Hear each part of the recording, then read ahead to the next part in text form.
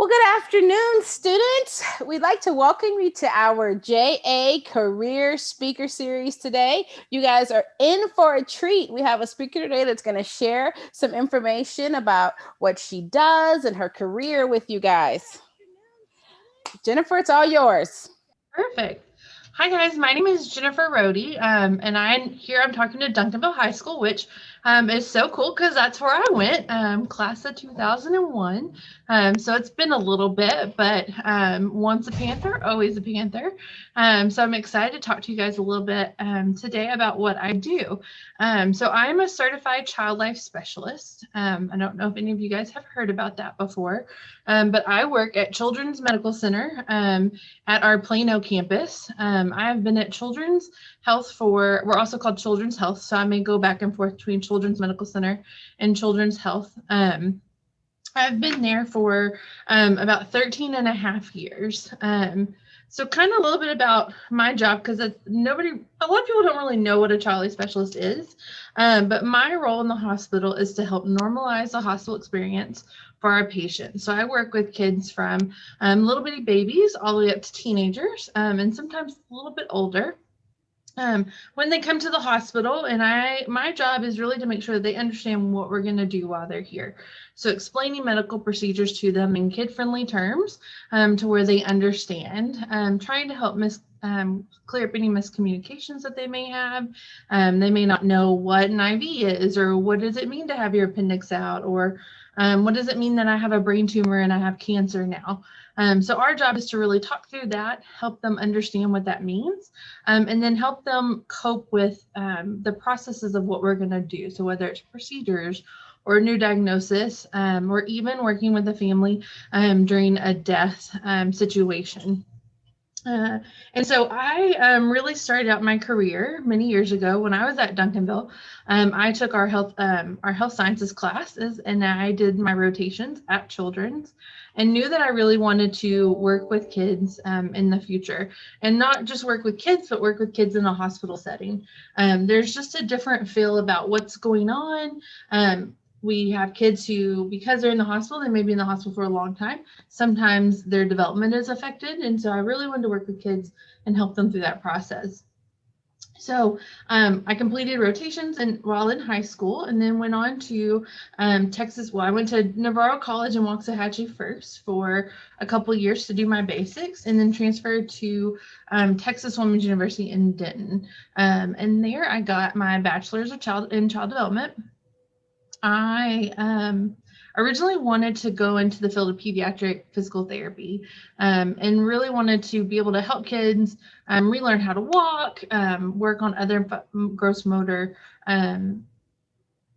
issues that they were having, help them rehab. And then I got to college and I heard about child life, and I was kind of intrigued because I was like, I don't know what that is. So I did my research and began networking with child life specialists across the United States.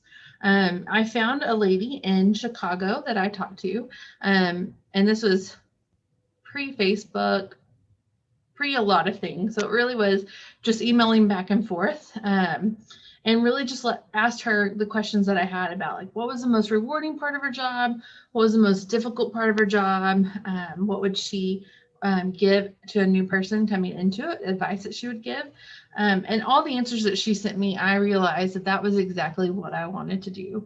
I wanted to help kids understand what was happening to their body. I wanted to help them not be scared of the hospital environment. As a patient of Children's when I was a kid, and in ninth grade, I knew the scary side of the hospital, and I knew that I didn't want other kids to feel scared. So I switched kind of my role. I continued to get my bachelor's in child development, but decided to move toward child life. And then completed my child life practicum at our Children's House. That's a rehab hospital. It's currently now a member of the Children's Healthcare System. It used to previously be part of the Baylor Healthcare System when I was there. And then I completed a child life internship at Texas Scottish Rite, and then moved on to work at Children's, and been here ever since. So, and then probably about I think it's been 2 years, maybe 2.5 years in the COVID world. Time has slowing down a lot. So, you kind of lose track of what the time frame and everything with everything that's going on. But I graduated December 2018 with my master's. I went back to school 10 years later and decided to go ahead and get my master's degree in child life or in family studies. And so I've now since been promoted to child life supervisor. So a little bit more about kind of what child life means. And sorry if I'm talking too fast. I just want to make sure you guys get all the information. So as a child life specialist, you get your training through school and then through hands-on practicums and internships. So you go to school and you can get a bachelor's degree, and you can actually get a degree now in child life. You can get it in child development, family studies, education, psychology, kind of anywhere around that field of development. You then take that and you can need to do a child life practicum. So our career and job is governed by the Association of Child Life Professionals, or to find it online, it's just childlife.org. And they're the ones that dictate our school and the classes that we need to take, and then how to be eligible to sit for the practicum and do an internship, and then how to be eligible to be able to take the certification exam. So practicum is about 150 to 180 hours. It's usually about 2 days a week at a hospital, where it's a lot of observation. You're observing child life specialists in their everyday life. So you may be in the area of a hospital where you might be in the emergency room, or you might be working with kids with chronic illness, or you might be working with kids in a clinic, or just on a general peds floor where they're just kind of in and out very quickly. And you're observing everything that's being done. So you're watching how the child life specialist interacts. You watch how the doctors and the nurses and the rest of the medical team interacts. But then you also get to see how the family and the patient is interacting and how everybody kind of works together. Another part of the practicum is that you do therapeutic activities. So a big part of child life is play. We believe that play is the role and the job of our patients. So kids, to us, are kids. We don't want them to be small adults. We want them to still be kids while they're in the hospital. So we bring play to bedside if they can't leave their rooms. We also have procedure-free zones called playrooms, where kids can go and just be kids. We have rooms that are designated just for our teenagers, where they can go and hang out and play video games, do arts and crafts, hang out with their friends if their friends come to visit. And so those are rooms where kids can just go and just be themselves. We can't do any procedures in there. It's really just for them to be them and to be kids. And so part of the role of a practicum student is to do therapeutic activities. So really taking a craft project or a game and making it therapeutic. So an example would be taking the game of Jenga and then coming up with questions. So some questions can just be fun personal questions, like what's your favorite movie? Do you have pets? And then we try to get into feelings and coping. So, one question may be, what do you do when you're angry? What do you do when you're sad? Who do you look to talk to? And so really trying to pull in some of that therapeutic piece to it. The next step in your training is a child life internship, and that's a little bit longer. So that's a full semester, and it comes out to be about 580 hours. That too is unpaid, but that is where you're really doing hands-on. So at our hospital, you have 2 rotations. And so you may be in a clinic for the first part and then on the inpatient unit on the second part, or vice versa. And so you are shadowing first, the first week or 2. And then after that, you're the one doing the preparation and the distraction and the support while your child life specialist is with you, watching you and teaching you. So it's really like going to school and partnering with your school to do to get all the training you need. And I think that's something that's really cool about child life. While we learn in school about child development and how kids grow and how hospitalization affects a child's developmental milestones, we don't learn about the medical piece. And so everything I've learned about the medical piece, I've learned hands-on on the job. After you complete your internship, then you are eligible to sit for our certification exam. You take the test and then you find out your results. And so after you're certified, you then recertify every 5 years by either retaking the test, which I will tell you, nobody really likes to redo taking the test, or you get your hours through doing education hours. And so sitting through webinars and learning from other child specialists or learning from other disciplines. Um, so I have a couple of things to show you guys of some of the things that I do. So I have worked in lots of different areas of the hospital. I've covered the emergency room and been part of the emergency room team. And then for about 5.5 years, probably where my heart is probably truly at, is I worked with our brain tumor and spinal cord tumor patients in our neurosurgery team. So again, all the things I learned about brain tumors and spinal cord tumors and how our neurosurgery team or even the ER works, I learned by watching and observing and being there in the room. But kind of an example of like what I do with a kid that comes in that's a new brain tumor.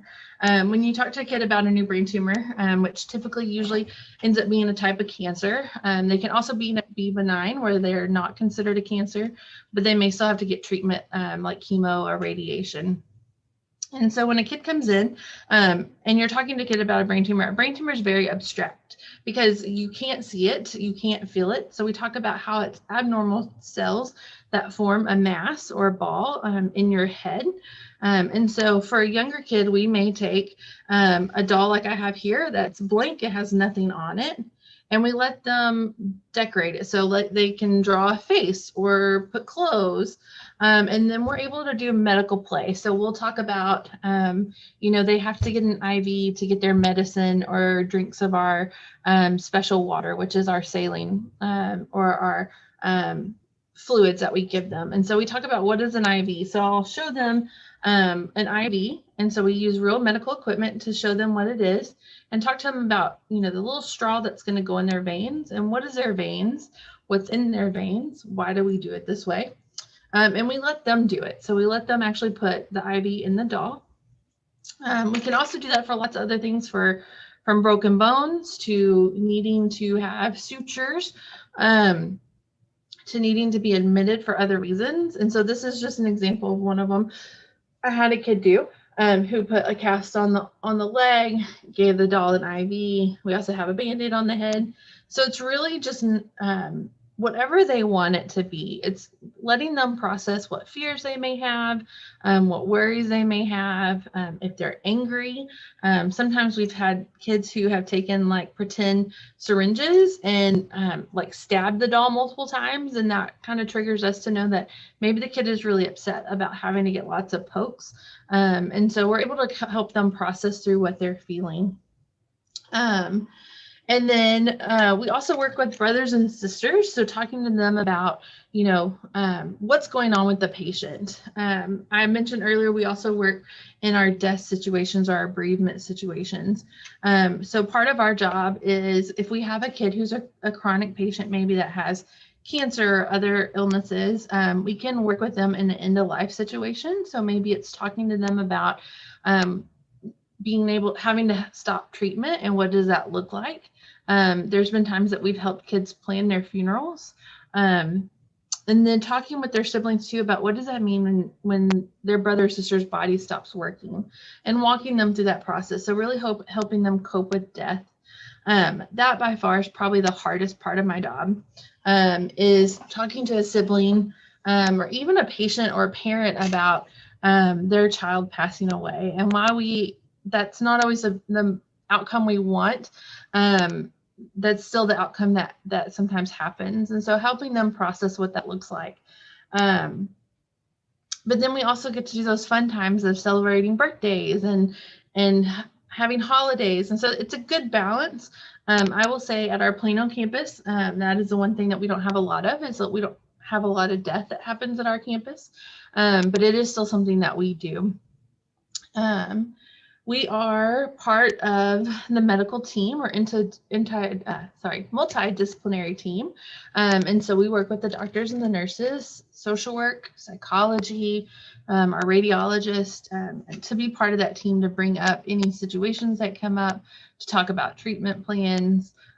We're right there at bedside. So I would say that probably the coolest part of my job is that I get to be part of some really cool procedures from um, setting a bone when we have a kid come in with a broken bone to when they have to drain like an abscess. Some of it's really gross, but to me, it's actually kind of fun to watch.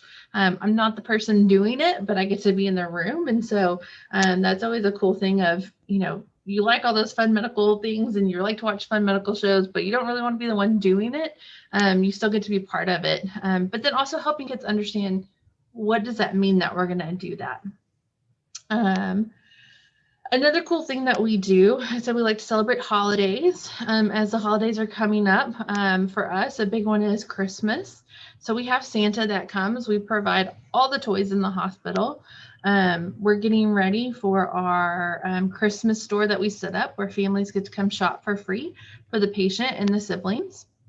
And so that's probably another part of the fun part of my job that I really love is getting just to see the smile on kids' faces, but also doing things that let them still be that child while they're here in the hospital.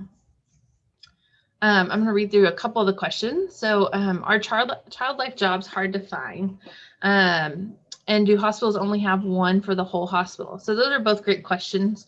Child life jobs are kind of hard to find. It's a very competitive field. You have to, when you do a practicum or internship, a lot of hospitals require you to be affiliated with a university, and that helps take care of some of the legal paperwork, insurance, things like that. But it is a little bit hard to get into. It's a growing field. We've been around since like the 1920s, and continuing to grow. So I will tell you, for my campus where I work, we currently have 6 of us, but we are building a new tower to our campus. So we will have to hire more. So I'll have to double my staff. So it just kind of varies. Some hospitals, our Dallas campus has about 35. We have 6, and then we have a smaller campus that only has 2. There's some hospitals. There's a hospital in Philadelphia that has about a little over 100. So it just kind of varies depending on the hospital size. And then we usually have about 1 child life specialist for every 24 beds. So for us right now, that equals out to the 6 of us, and we cover the whole entire campus, from our emergency room, surgery, radiology, our inpatient area, our ICU, and then our clinics. So we typically have 1 per unit. And then another question was, can you volunteer in the child life department? You can. So at Children's in Dallas, and we also have volunteers here in Plano, but Dallas is of course closer. They do have summer volunteers that are teenagers, so you can be 16 or older to volunteer, and you would volunteer in the child life playrooms. Currently, right now, COVID, our volunteers are put on hold, but that is something to look forward to if you would like to volunteer at the hospital. There is a time commitment required during the summer, but start looking into that now. They do fill up pretty fast because they only have a set number of teen volunteers that they can have, but you can volunteer in child life. I do have a master's degree. I have my master's in family sciences. So for me, I wanted to be kind of well-rounded in my degrees. And so I have my bachelor's in child development that focuses mainly on children and how they grow. And then my family sciences degree kind of focuses more on the family as a whole, and how the outside environment affects the family and how they cope with their day-to-day tasks in just the different situations that come up.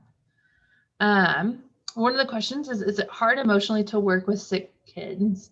It is. I grew up not ever I had some family members die when I was a kid, and I was very like anti going to funerals and going to cemeteries. And one of the things I never thought I would ever do was work with children that have passed away. And that was really hard. The first child that I worked with when they died, that was very hard. But I think one of the things that I had to learn, and what you have to learn working in the hospital, whether you're a doctor or a nurse, or anybody in any of the fields, is um, you can't focus on the loss of the child, because you'd be sad all the time, and it's still sad. But you have to focus on one of the things that you did to maybe try to help that family in the situation. So whether it's just being a listening ear, being there as a support system, helping the other children in the family understand what's going on. So really trying to work on focusing on those things, but then also trying to find your own support system. So I know for me, when I've had a really hard day, my drive home is kind of my safe zone. I turn the music up and I just kind of listen to music as I drive home, kind of let it all out. And then once I get home, I'm okay. I have had a few kids who have really stuck with me over the years, especially working in a chronic population. When you see them kind of at their sickest, and then you see them kind of bounce back a little bit and they get sick again, is kind of hard. But again, you really focus on those things that you did to help that family. And then there's a second part of that question is, what's the best part and the hardest part? So that's really the hardest. I would say the best part is really seeing a kid understand and get it. I had a kid one time who came to the hospital. I was working in the emergency room. She came in and she had like a mass or an infection on her neck.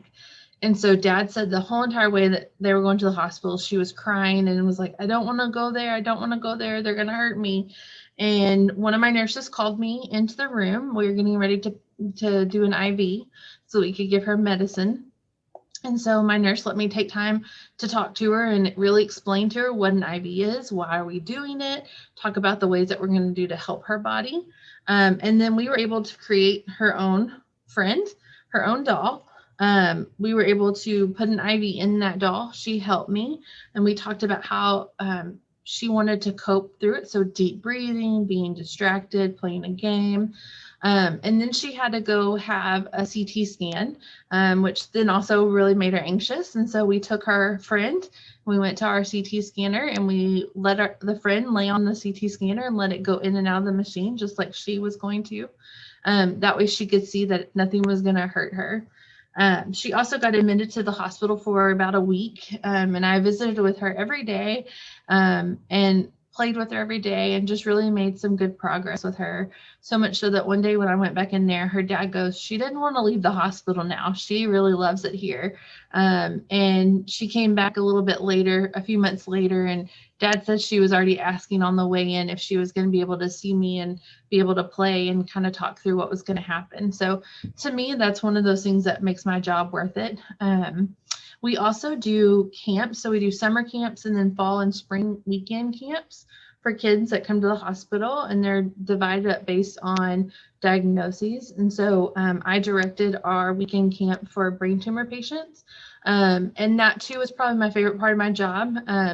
Some of those kids I saw at their very sickest moment, but then to be able to see them out in nature and going fishing and climbing a rock wall and doing a zip line and doing all the fun things that maybe they never have been able to do, or maybe they felt like they never could do, and just feeling like they were being normal kids again, I think is probably really my favorite part of my job. Just being able to see kids be kids, but understand that they know what's going on and they feel comfortable. Another question that we have here is this job kind of related to child psychology? So they're kind of along the same fields. They're different in the fact that a psychologist has some different degrees, they have different trainings, and they focus a lot on coping as well, like we do.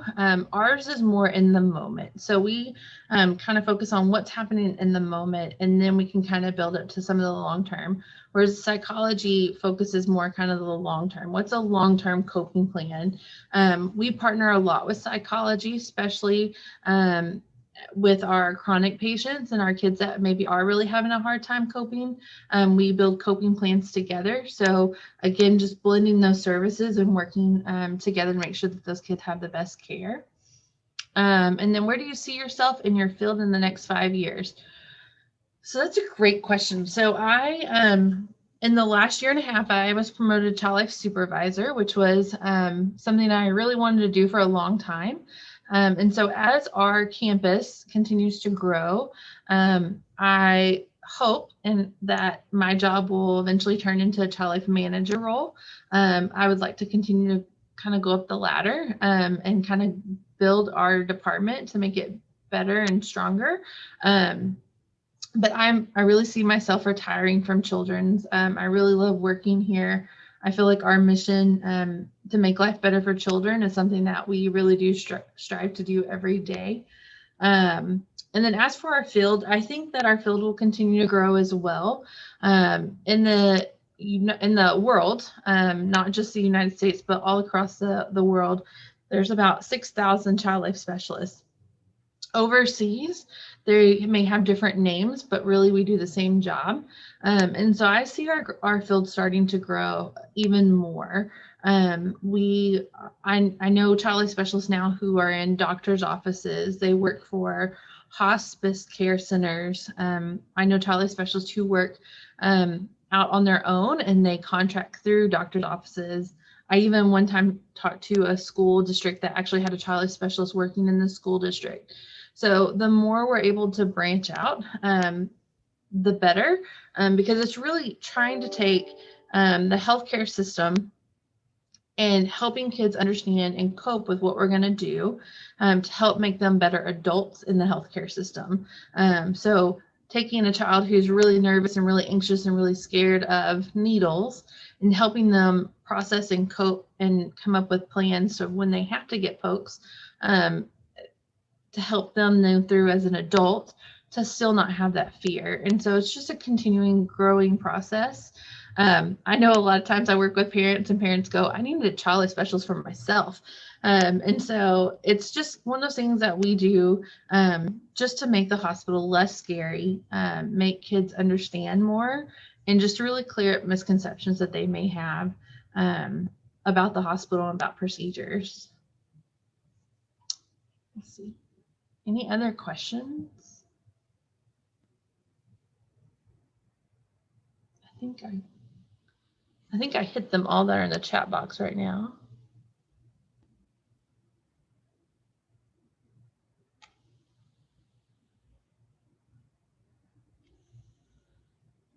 I will say probably my favorite procedure, if you really like medical stuff but you're like, I don't want to be a doctor or nurse. There are lots of different jobs in the hospital. We have school teachers at the hospital. We have medical librarians. We have wonderful IT guys and ladies who help us with all our technology. There's so much technology in the hospital that's continuing to grow. We have our engineers. We have our environmental services team. Respiratory therapist. There's all kinds of cool jobs in the hospital. So if you're like, I really want to work in the hospital or in a medical field, but I don't know what I want to do some research. There's a lot of great things out there, things that sometimes I come across and I'm like, I have no idea that those jobs were out there. But I will say, as a child life specialist, being able to prep kids for procedures are really cool. But my favorite procedure to do, I think, is when kids have broken bones. It's just fascinating to watch, to know that when a bone breaks, we can put it back together so that it can grow and heal. But then also other parts of the body we have a lot of kids come in that have to have their appendix removed, and talking to kids and letting them know that, your appendix didn't have a job, your appendix didn't do anything in your body. And then really getting to kind of explore with the kid, like, what does that mean? Why do you have an appendix then? So there's lots of cool things to do in the hospital besides give medicine or do surgery or do things like that. While those are all great fields, I'm really glad I came across child life. I think that's one of those things that I don't think I would have done as well in physical therapy as I have done in child life. And I actually like, because you're Duncanville, I will say I go back to my years in high school, and my anatomy teacher, Miss Jackson, that was there, Miss Mahone, who worked in my health science class, and just the teachers I had there, starting there to help kind of push me to pursue like the field of in medicine and trying to figure out what I really wanted to do. So start now as in being in high school and research and figure and ask questions and get to know people that work in those fields so that you can have people to talk to. Fantastic. Well, Jennifer, this has just been amazing. Thank you for sharing such wonderful information, and also too for just bringing to light a career path that many students and many people just don't know about. So thank you so much for that. Students, this video will be available via YouTube for the next week at your convenience, and then by request from your teacher if you'd like to go back and learn some more. If you have any other questions for Jennifer, please tell your teacher. She'll send them to me. I will send them to Jennifer. I promise. Scout's honor. And if anybody's interested in child life or wants to talk more, I'm more than happy that if you want to connect them to answer any questions. Fantastic. All right. Well, thank you so much. This concludes our JA Career Speaker Series for today. Thanks, everyone.